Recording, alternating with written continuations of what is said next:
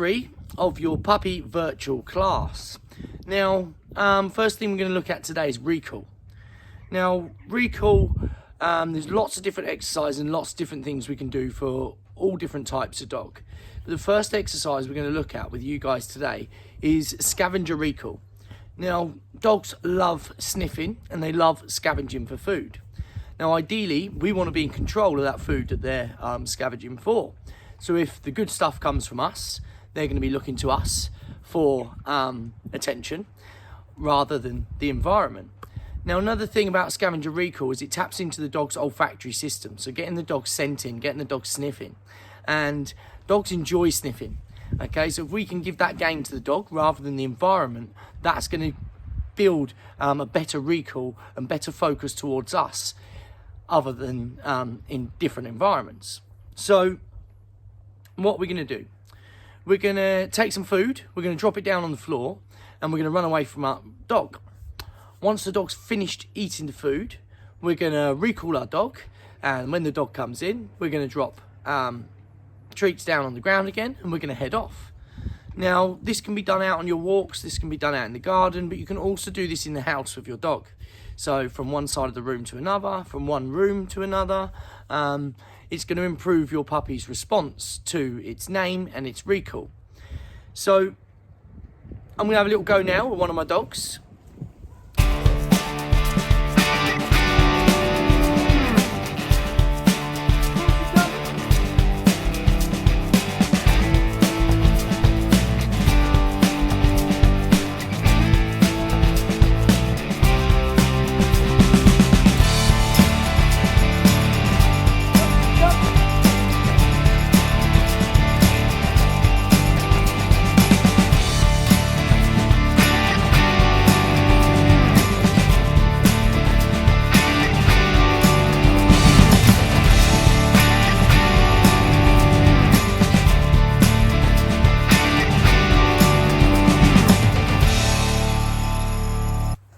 Okay, so that was scavenger recall with Chelsea. So you can see I was struggling to get away from the dog there, so maybe drop 2 or 3 treats or break them up into really, really small pieces, chuck them down on the floor, head away from your dog.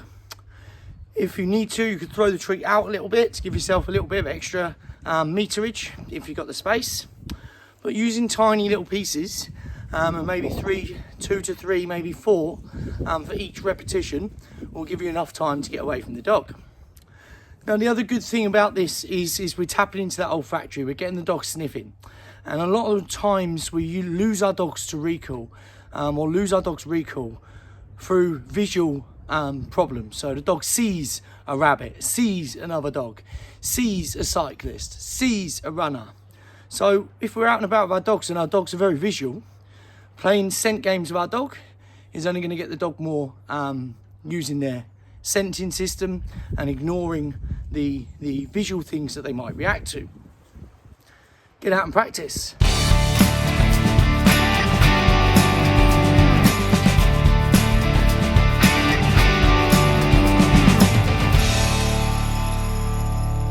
Got a little bit warm in that last one, so I've took my jacket off.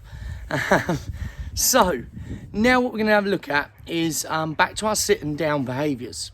And we can always strengthen these sit and down behaviours. And the idea is to progress from luring onto a hand signal. From the hand signal, we're going to add in our verbal cue.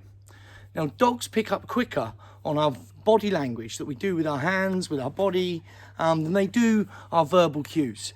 So it's important to strengthen your hand signal and train that hand signal. And then we can use that hand signal in 1, difficult environments, 2, to attach that verbal cue nice and confidently. So I'm going to have a little go with a couple of my dogs. I'm going to start off with a sit and then I'm going to move on to the down. And we're just working on our hand signal. So our sit hand signal, I'm going to pretend I've got my treat. I'm going to lure my dog's head up with my hand signal. When the bum hits the floor, I'm going to mark it yes. I'm going to take my treat, I'm going to feed the dog. For the down, I'm going to use a flat palm, and I'm going to show a flat palm facing down. I'm going to show the dog down with a hand signal. When he does it, I'm going to mark it, but I'm also going to feed the dog in the position. So remember that reward placement. I'm going to feed the dog in that down. So if the dog gets up whilst I'm getting my treat, I'm going to put the dog back into the down with the treat, and then hopefully as the reps progress, the dog will start holding its down from the hand signal. And with each hand signal, we're looking to increase the distance between us and the dog. So to start off, you might see my hand signal being this close to the dog. And through the reps, we're going to gradually get further away from the dog until I can step further away from the dog as well. Let's have a look. Hand signal sits, hand signal downs.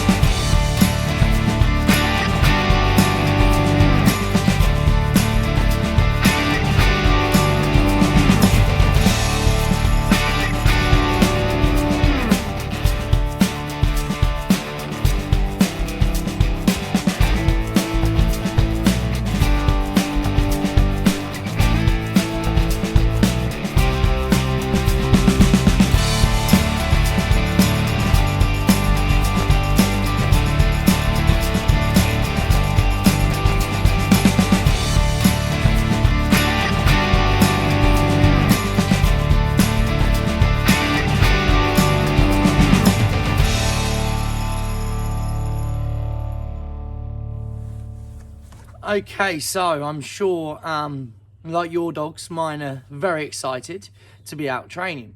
But now I'm going to look to add on that verbal cue. So what I'm going to do is I'm going to say the word. I'm going to give it 5 seconds. If the dog does the behaviour, I'm going to reinforce the dog in the behaviour. If the dog doesn't do the behaviour, I'm going to follow it up with my hand signal. So I don't want to repeat my cue. One, because the dog didn't listen to it. So repeating the cue is not going to help you in this situation. The dog heard the cue, but they didn't quite understand what they're meant to do in that particular location at that particular time. So we can then show them with the hand signal and then follow it up with the reward. In the long run, the dog will bypass that hand signal and will do it before you can even get your hand out.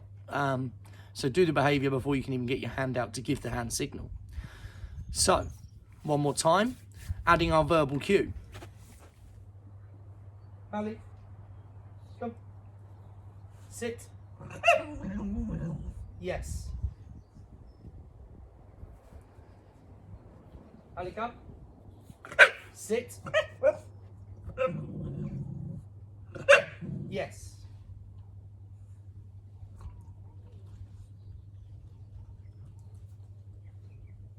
Ali, sit. Yes, good girl. Down. Yes.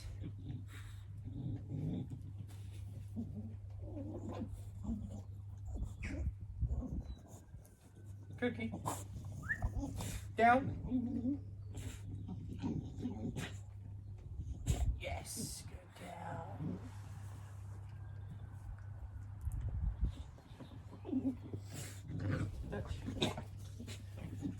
Down. Yes. Down.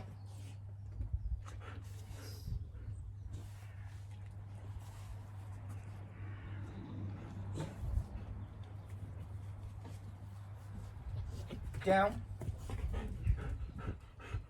Yes. Down.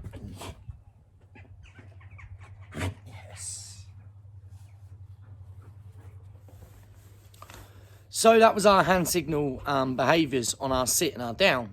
Now, dogs will pick up quicker on your body language, remember that. So it's important to strengthen that cue. And you could see me trying to put a little bit of distance, i.e. me standing up rather than bending down and being so close to the dog with my hand. But start off that close.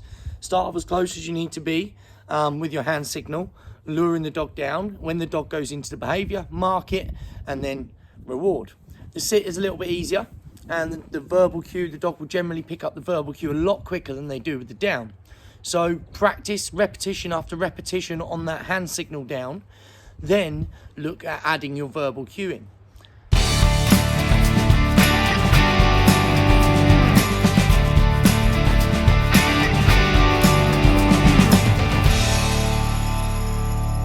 So next behaviour we're going to look at is a little trick called paws up. Now this involves teaching your dog to put his front two paws on an object and stand and hold that position for about 3 seconds. Now what we're going to do is we're going to start off by luring the dog with a treat. As he lifts his front paws onto that object, we're going to mark and we're going to reward. You might start off with 1, and we might get 2, and then we might get a full holding position. Now if your dog's nervous of the object, place some food on the object first of all, just encourage the dog to come towards it. Then look to lure your dog around the object, and if he kicks the box by accident with his front feet, you're going to mark it and reward that moment. The dog's going to remember that. He's going to think, it was something to do with my front paws and something to do with touching that object.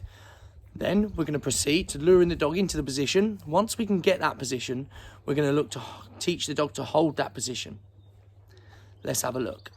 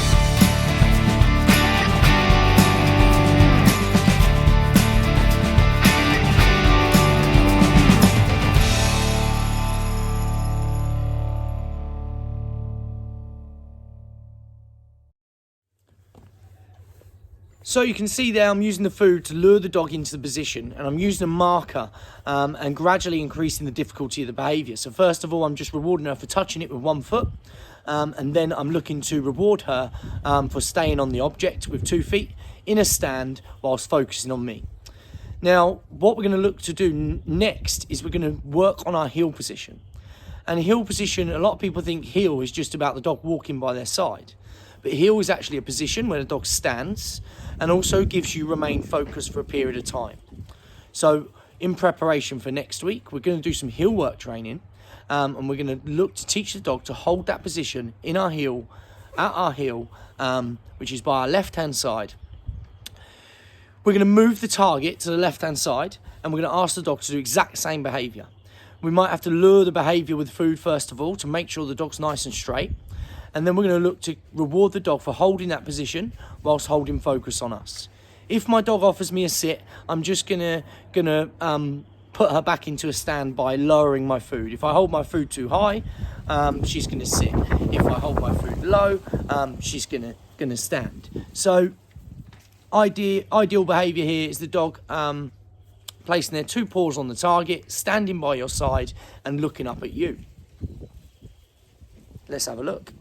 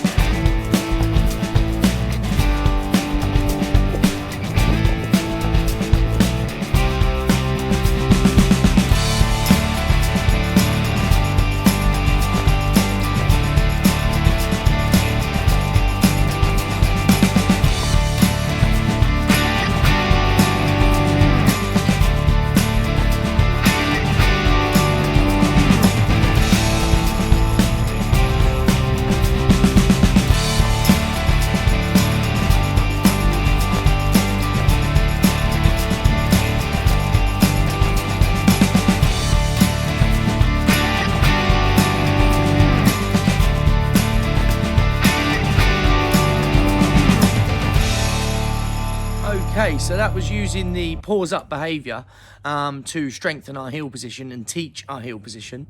So I want you guys to have a little go at that. Once the dogs are confident in holding that position, we can just build on how long they stay on there for and how clean of the behaviour it looks. Just like our sits and downs, we can show the dog to the position without food, but it's important to use food to make sure the dog comes on nice and straight. If we start using our hand signal too early, the dog's bum's going to be out rather than straight. So use your food to lure the dog in nice and straight and reward them for being nice and straight. Now you saw my dogs, a couple of them, the back end was sticking out there. So what I did was I rewarded the dog this side of his head. If this is the dog's head and I reward him here, his bum's only going to tuck in, okay? If I feed the dog here, the dog's bum's going to tuck out. So it's just history of reward. The dogs had more reward being in front of us, so that's why they'll turn that bum out so they can see us, especially the smaller dogs. But if we reward the dog, that side of their head, okay, on the outside of us, then that should bring that back end in. So have a little go, guys, tightening up that heel position and training that heel position nice and strong for next week.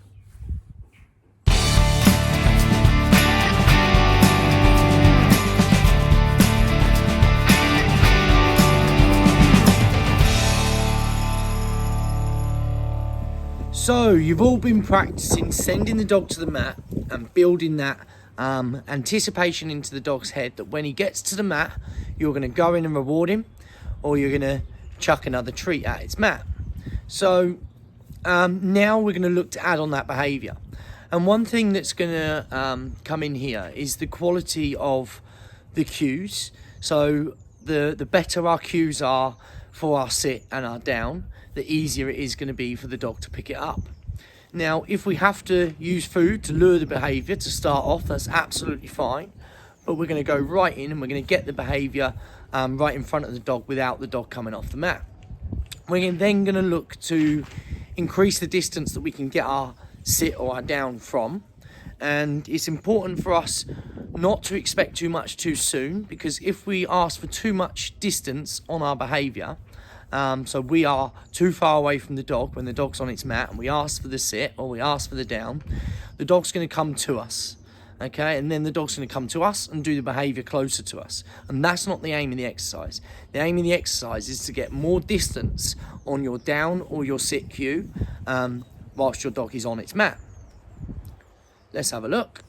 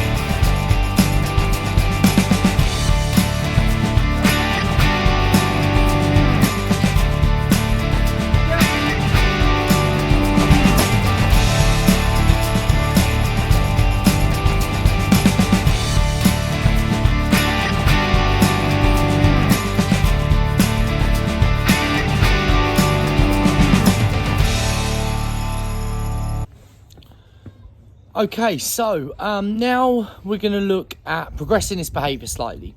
and the dog should be driving to the mat and finding its food. Now we're going to look to send the dog to the mat without the food. So the dog's picking up on the cue now of go, or go to the mat, whichever you're using, and you're going to send the dog to the mat. When the dog gets there, he's going to look for his treat, and it's not going to be there. Then hopefully they're going to look up at us, and when they look up at us, we're going to ask them for their behaviour. If we're too far away from the dog's going to come to us. Remember, reduce your distance in order for the dog to do the behaviour by the target, and then gradually increase your distance from your target. Today I'm using a mat, and I'm going to be extending this exercise with Cookie.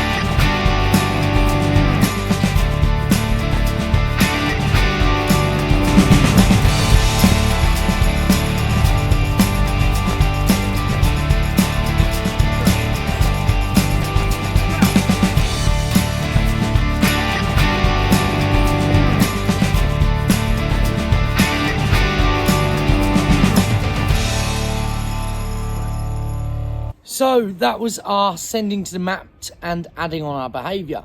So every time you increase your distance, or you change to a new target, or you work in a new location, I would add that piece of food back to the target, just to build that drive of the dog going. Then we're going to look to fade that treat out, looking to get our behaviour once we've sent the dog to the mat. So the dog goes out, looks for the treat's not there this time. When he looks at you, we ask for the behaviour, we go in and reinforce the dog in the position. Now, if the dog doesn't do the behaviour, or he's coming off his mat, you need to reduce your distance. So go closer to the mat, even if it's just one pace away from the mat, and get your behaviour on the mat, and from the distance you are successful. Then gradually increase that distance. Let's see you practice.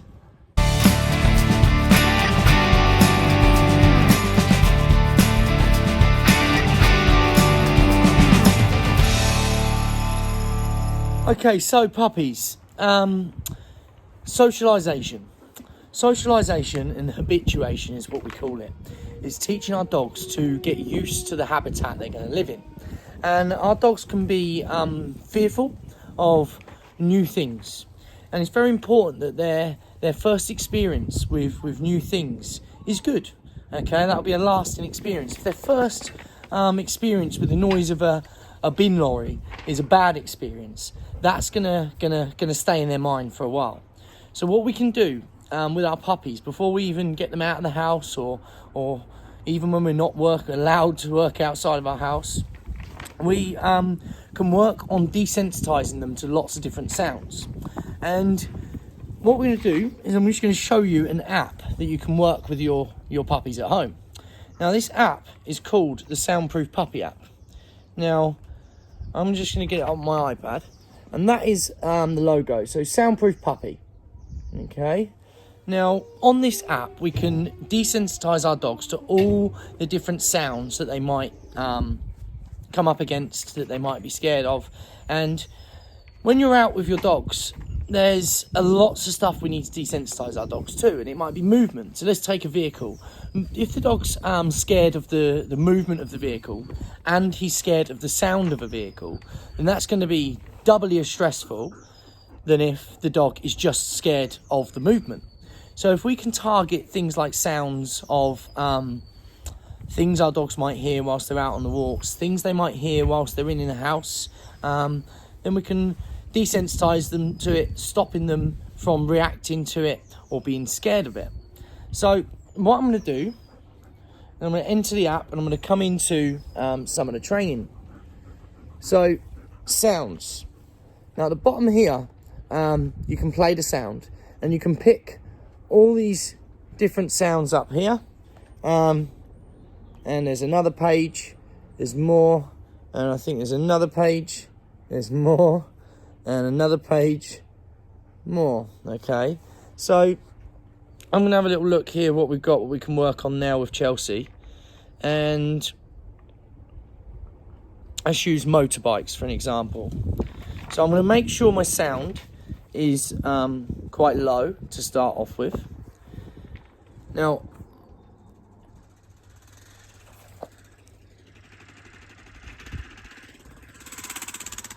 you can hear that slightly.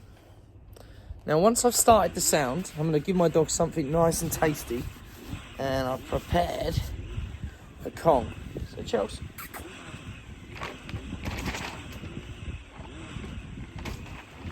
So you can see her down there, enjoying her Kong. Okay, so the dog's got something nice. Now, we could just do some training with our dog. We could just use some treats. But giving the dog something that they can do, prolonged activity, gives you a chance to work with the app and work with the dog. So I'm just going to tilt it down so you can see my dog just in view.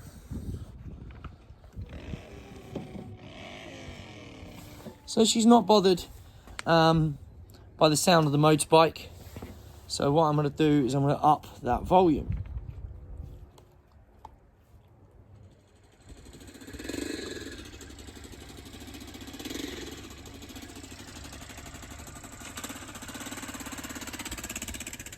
She's obviously not bothered by that. And she's not. So I'm going to up it.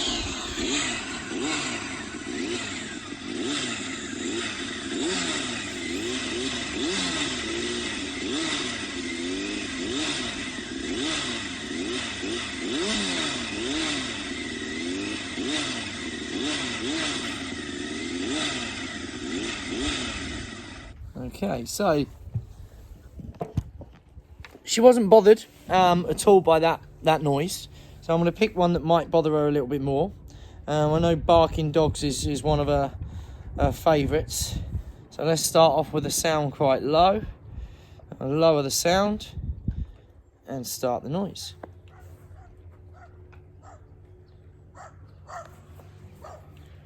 So you can hear that.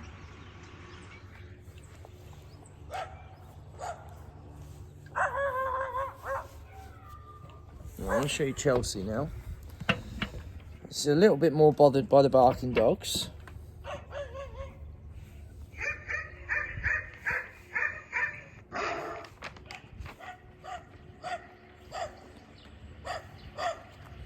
Up that volume.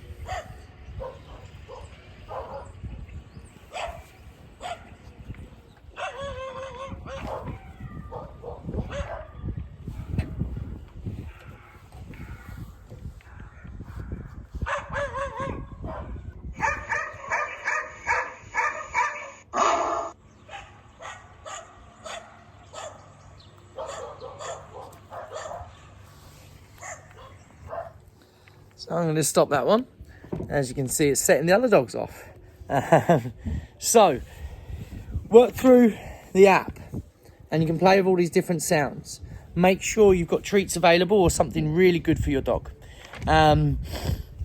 Chelsea, you can see she's not bothered by any of those sounds. They're not going to put her off. Now, if you increase the sound and your dog reacts.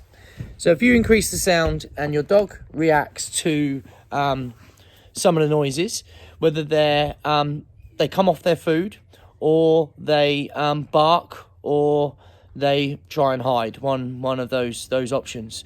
But if that's because the sound's too loud. So if you start the sound off really, really low to start off with, give the dog the good stuff. So today it's the Kong, and then you gradually increase that sound. Work through a different sound a day, and by the end of the week, we would have worked through 7 or maybe more different sounds that we can desensitize our dogs to. So remember, Soundproof Puppy app. I think it's $2.99 on the App Store. You can get it on any Android or Mac device. So today you see I've got it on my iPad. I've also got it on my phone. So I can pick it up and use it wherever I am. Anyway, enjoy.